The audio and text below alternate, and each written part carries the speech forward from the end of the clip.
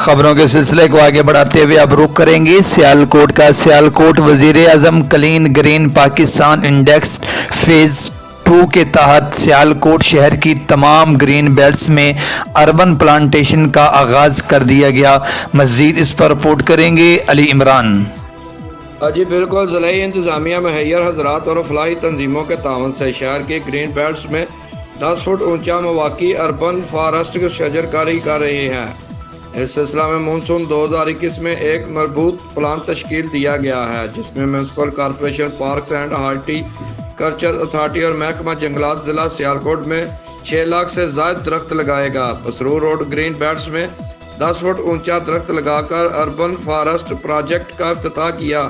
اس موقع پر ڈائریکٹر نظام سنز امین حسن بھی ان کے ہمراہ تھے۔ ڈپٹی کمشنر نے project sponsor clean and green champion Amin Ahsan کا ماحول دوست پروجیکٹ میں تعاون پر شکریہ ادا کرتے ہوئے کہا کہ وزیر آباد اور پسرور روڈ سمیت شہر میں 5 سرکاری پلاٹس پر مواقع شجرکاری کی جائے گی۔